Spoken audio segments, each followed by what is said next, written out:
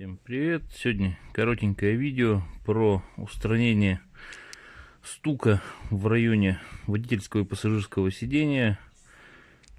Долго я искал, что стучит, все резинки передергал, все целое, на первый взгляд ничего не видно.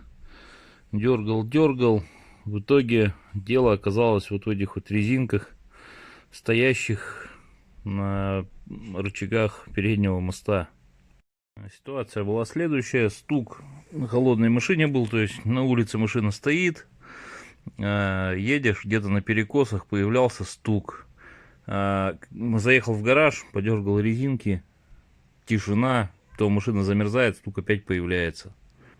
Сами резинки при этом в хорошем состоянии, то есть это бэушные, на них нет ни трещин, ни износа какого-то такого критичного, то есть им просто не хватает преднатяга.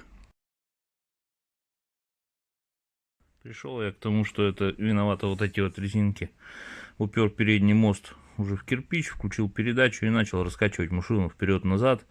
Положив руку на этот кронштейн, прям почувствовалось, как гуляет вперед-назад вот эта вот тяга сама туда-сюда. После чего купил оригинальные резинки.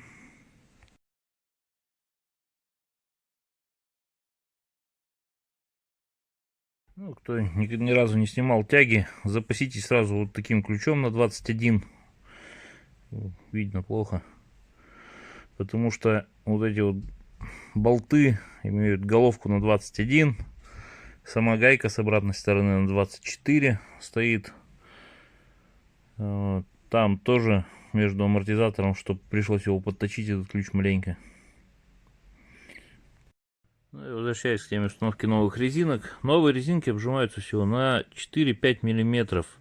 Соответственно, ни о каком обжатии на морозе, особенно чуть старых резинок поношенных, уже идти речь не может. Для того, чтобы увеличить натяг, взял старую резинку, разрезал пополам. Ширина у нее где-то 32 миллиметра, соответственно 15-16 миллиметров кольца получились. Ну и соответственно с обоих сторон под заднюю шайбу зажимаем до упора, как это по штату все делается. Ну, после такой доработки результат превзошел все мои ожидания. Появилась более четкая связь переднего моста с машиной, то есть даже по сравнению с новой машиной стало намного лучше. Меньше стало переставлять ее по колеям. Стук, соответственно, прошел. Ну, в общем, может кому тоже опять же пригодится. Недельку отъездил, ничего не стучит, не гремит. Все вроде хорошо.